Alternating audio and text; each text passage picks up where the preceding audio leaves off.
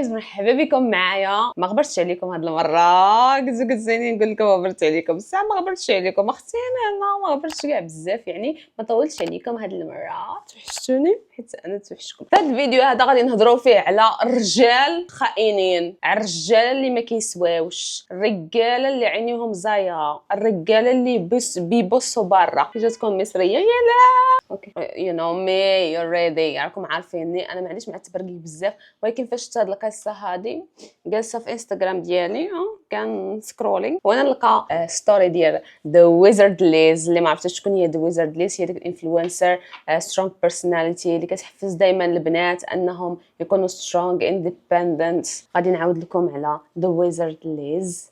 هادي مع هاد الحنكور هذا مشكله هادي. هادشي كان واقع بيناتهم. ما عرفتش واش سمعتو ستوري ولا لا، بانت وحده اخرى اللي هي هادي. جابك اختي لهنا، شنو كديري هنايا نتيا؟ عاد كانوا بجوج رجعتي تنتيا ثلاثه، ما فهمتش انا بزاف ديال الحوايج وقعوا. المهم بقاو معايا حتى الفيديو باش نشرح هادشي مع بعضياتنا. الله مازال كنشوف فيديوهات، مازال كنشوف ستوريات ديالهم شنو كاين. نزيدكم اكثر من هادشي هذا حامله في 4 شهور. فاش داك ستوري وانا نتصدم. المهم انا ما عرفتش الصراحه واش راجلها ولا لا، حيت عمرها كتقول لك ماي هازبند، كتقول لك عاوتاني ماي انجيجمنت رينغ. ما فهمتش واش راجلها ولا خطيبها. بالنسبه ليهم ما عندهمش فرق، هما يعني عندهم عادي. خلي راسك بانك ار سكسسفول ليدي اميزين، كديري فيديوهات للبنات كتحفزيهم باش انهم يكونوا سترونغ. في التالي كيجي واحد ميخي هكا كنعيط له، انا نعيط له غير الله يقطع ويجيوه يبغي يحطم لك داكشي كله. في هذا الفيديو هذا غادي نشوفوا شي ريد فلاجز. ريد فلاجز صراحه لاحظتهم في واحد الفيديو، بالاخص واحد الفيديو دارته وياه، وغادي نشوفوا داك ريد فلاجز together. هاد الفيديو هذا اللي غادي نشوفوه كان دارته هي وياه فاش كانوا مع بعضياتهم، وكانوا صراحه lot of red flags اللي حتى هي انتبهت لهم بعد. ولكن anyway let's watch it together and see. الا كانت عندكم شي حاجه تقدروا تعلقوا بها على هذا الشيء قولوها لي، كتبوها لي في لي كومنتير. Oh my gosh, there's something special about this person. I don't know what it is. Obviously you're so beautiful, but there was something deeper. And so I was like, I'm going to send her a message. What should I say? And then I realized but obviously I didn't think anything of it. We just talked a little and that was it. I got into my relationship. You also got into a relationship then. هنايا كيهضروا على، طبعا درت لكم الترجمه باش تفهموا، كيهضروا على علاقتهم يعني كي دارت بدات قبل. وبزاف ديال الناس كيقولوا بانه هو راه كان في علاقه فاش كان رجع معاه ذا ويزارد ليس. هو سميتو لندن، يعني لندن سميه كاس لندن نيويورك. بانه كان في علاقه، وكان علاقه مع ذا ويزارد ليز. في واحد ستوري ديالها نفات هذه القضيه، قالت بانهم لا كانوا ديك الساعات كانوا هما بوث سينجل وعاد دخلوا في علاقه مع بعضياتهم. يعني it's not the case. Let's continue. So we were both like just living our lives and but in my head I adored you, to be honest. Like every time that you would send me a message I got just uniquely excited. And also it'll tie into the story, but the first time you ever sent me a voice message, I remember I was in the LA airport trying to fly home. نوريكم واحد الفيديو ديال انه هو كان مع واحد ليكس ديالو اللي بانت هذه وحده اخرى، راه ماشي الزعره. المهم كاينه الزعره وكاينه اللي شعرها كحل، يعني بحال ذا ويزارد ليز بانت هي، وقال بانها تلاقاها هي في دالاس. يعني they have the same stories. هو اصلا كيقول لك I adored her، عجبتني بزاف. It's like love bombing in a way. ما نعرف for me it's a red flag. في داك الفيديو ديال اليوتيوب تا هو كيهضر تقريبا نفس الطريقه. تشوفوا هنايا The very first thing I click a picture and I saw that she was from Dallas. I think you tagged SMU where you go to school, and I was like, that's 5 minutes away. What?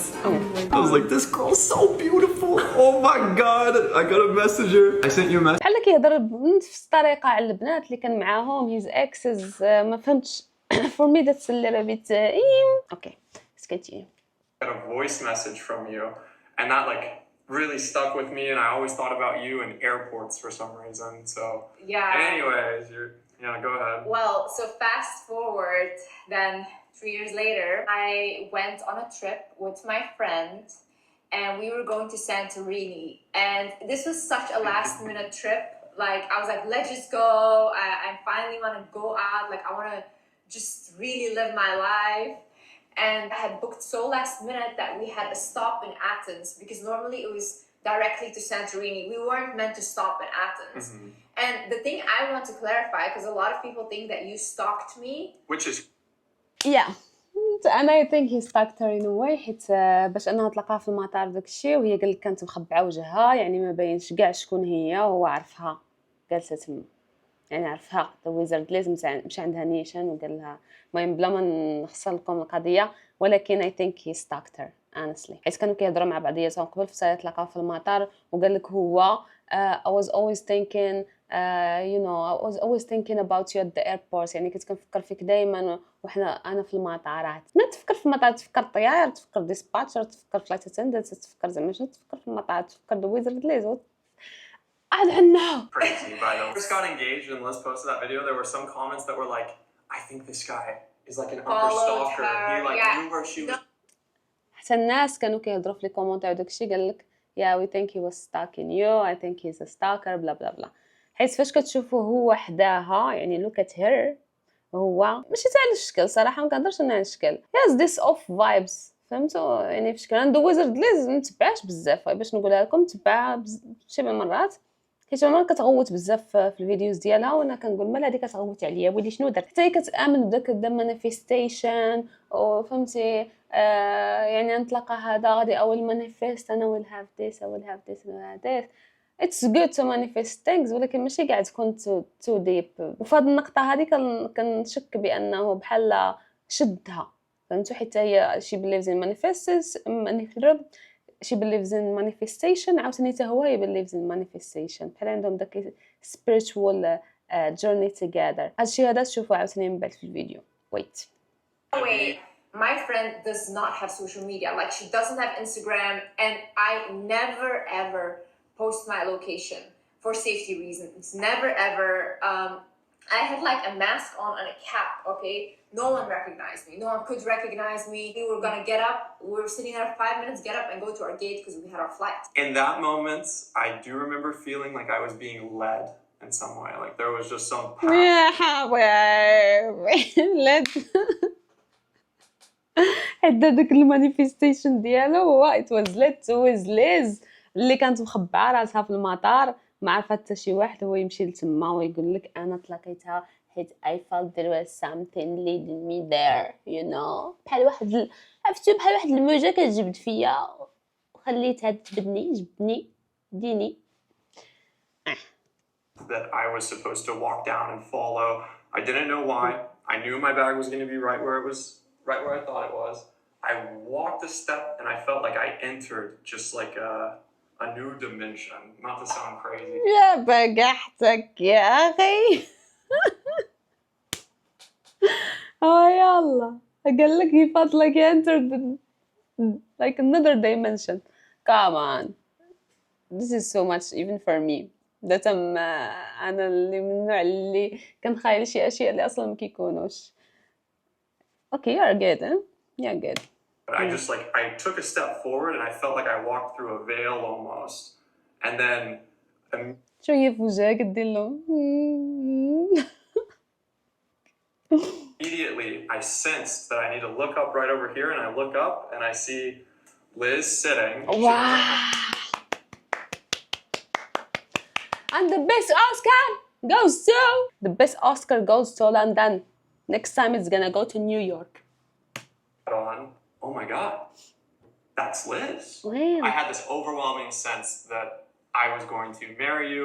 I feel like I manifested you, like an ideal partner, ideal woman, ideal wife. You would not. تخيلوا شي واحد كيقول عليكم هادشي في فيديو وفي التالي كيمشي كيخونك تخيلوا المشكله هذا كفاس من الخائنين زعما اللي كيكونوا نورمالمون هذا راه بان في السوشيال ميديا يعني بان الناس قلتيها حدا الناس الملايين سمعوا كيقول هذا الهضره في التالي مشى كيخون Give me your heart. For sure. I would not want you to die. Would you give me your heart? Yeah. I'm not really a jealous person. I kind of am. You are. Yeah, naturally I'm more And of a... very possessive. to be And honest. very controlling. But you're my girl. Yeah, okay. the second for me this is the second red flag أنه he's really controlling okay الراجل فاش كيكون controlling okay no I'm sorry no باينة أنا ولكن الحاجه اللي بالنسبه لي كانت انتريستين هي الرياكسيون ديالو his reaction يعني ردة الفعل ديالو. He's very, very controlling. Don't You say are that. controlling. No, they're gonna think I'm like holding you hostage. No, like, no, blink no. twice. No. And I want to build a family. This vision of you and I being 80 years old at the head of a dinner table, we're looking at our kids. ما فهمتش انا هاد 80 years old هاد 80 عام هو مع بعضياتهم كان كيحسبها ما عرفتش كي كيدير يحسبها هو 2-3 business days maybe. Kids and our kids, and we're just happy. No, no, no, no, And, no. and it's not a good partnership if the person is going to choose someone else over you. Like Yeah. that defeats the whole point. But forgiveness is a big thing. This is the third red flag for me. He's talking about forgiveness and you will know why. هتعرفوا علاش. Yeah. If you have ever had a trust issue come up, you got to learn how to forgive and work through that. Otherwise, that'll just If the person Yeah. is like texting other people. yeah. Well, there's different like degrees of severity for Yeah. sure. But yeah, I think شو وجهها هنايا فاش هو كيهضر على هذا الشيء بحال كيحاول انه يطبعها على داك الشيء اللي كيفكر هو فيه ولا بحال كيجهزها زعما لا وقعت شي حاجه مثلا انا خنتك ولا you need to forgive me you know. وهي صراحه في الشوفات ديالها شويه كتحس بها she was a bit like there is something off. I feel there is something off. انا هكا حسيت ما عرفتش نتوما قولوا لي شنو بان لكم. a lot of issues can be boiled down to Like for example, a lot of people that have been cheated on, they will learn to trust again when they're in a new relationship in a that is healthy healthy. relationship. That applies to all insecurities too. Like one thing that the man and the woman have to be trusting each other and taking Yeah. that. It's a حاجه عاوتاني بالنسبه لي اللي ثارت الانتباه ديالي هو انه لاحظتو he doesn't give her that eye contact. شفتو ما كيشوفش فيها يعني I don't know. قلت يمكن حيت هو مولفش بالكاميرا يمكن مولفش كيبان في يوتيوب. نو كيبان في اليوتيوب كان داير فيديوهات في اليوتيوب يعني راه مولف انه كيدير هكا ما كيشوفش فيها وكيهضر بهذه الطريقه هذه. I literally told her within 36 hours, I was like, look, this is going to sound like a lot, and I'm sorry, because I know it's weird, but I know I'm supposed to marry you. And 36 ساعة 36 ساعة ديك 36 ساعة وعرف بأنه غادي يقول عرف بأنه غادي يتزوج بها 36 ساعة. بنادم كيجلس معاك ما عرفت شحال عام 3 سنين 4 سنين 5 سنين 7 سنين وما متأكدش أنه باغي يتزوج بك أصلا. هو في 36 ساعة عرف بأنه غادي يتزوج بليس. He was so sure. هذه for me it was a bit really big red flag حيت باش أنه بنادم تلاقاه انتي 36 ساعة يلاه تلاقيتيه ما كملتوش 48 ساعة ويجي عندك يقول لك أنا باغي نتزوج بك أنا غادي نشد جلالي ونهرب. that's weird as heck, but Yeah. We didn't have a wedding yet. I know everyone. اكزاكتلي هي كتقول لك ما داروش العرس وداك الشيء تزوجنا عاوتاني كتقول لك ما انجيجمنت رينغ واش ذا ويدين رينغ ما كانش تما I don't understand but يمكن تزوجوا غير بلاك. Asking about that and they want the wedding pictures. we'll do one for like everybody so they can see like your dress. Nah, that's not gonna happen. I'm coming from the future. أنا كنقول لك لا ما غاديش توقع. ولكن حاجة وحدة غادي نقولها لك غادي توقع that you're gonna be the most hated man in the world. Okay, for now you are. هذه هي الحاجة اللي the best thing happened now. You're gonna be so famous but in the opposite way. كل شيء كيكرهك. Especially women. I don't know. How pretty you're gonna maybe. I never wanted a wedding in my life. I never like wanted any of these things. So I don't know. I'm not really fond of that. We just got engaged and then we were both. Oh, and the way we got engaged is so funny. We didn't even say anything about that. Maybe another day. But we got engaged very quickly. When I posted him on Instagram and my TikTok, just know I'm locked in. Like, there's no way I would have posted any man if I was like doubting it. Exactly. هي دوزرد ليز ما كتبينش يعني الرجال اللي كانت معاهم داكشي وهي تبين هذا الشخص هذا اللي هي معاه هذا المصيبه هاد لندن بيناتو معاها يعني كلشي كان كيقول this is the right man. ما يمكنش ان الويزرد ليز باينه شافت فيه شي حاجه اللي حنا يمكن ما كنشوفوهاش يعني هذا الشخص هذا بيناته في السوشيال ميديا كتكون معاه دائما حملات اوكي she's pregnant now حملات منه. كنا تقريبا نشوف البنات كلهم كيقول لك there is something off about him ولكن بين راجل يكون واعر يعني ما يمكنش بيزرد لي تبينو هكاك. or whatever. Comments like, oh, he's not good for her, he's this, he's that. He wasn't good for me. Best believe I would be talking about that. Jeez. Probably in every video. Yeah, but you had that realization, and then I realized, like, I realized right away, like, I'm gonna marry this girl. This is it. You're the answer to my prayers. A lot can go wrong in a relationship. That is just the reality of things.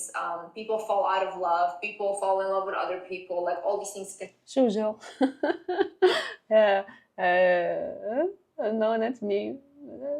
دابا كيقول في راسو واش عايقه بشي حاجه واش oh my god happen. So make sure that you always have yourself, no matter what. Like I always say, your partner should. ويلي شو الشوف اللي كيشوف بالصين عرفتي داك الحمق اللي كيبقى يشوف فيك دوك الشوفات ومن بعد عارفه غادي يعطيك شي قتله بعصا. هذا نا ما عندي حتى حاجه بيرسونال معاك ولكن عندي add to your life, but it shouldn't be your whole life. Someone said, what would you do if your husband left you or whatever? I'm like, I mean, I would just continue with my life, you know?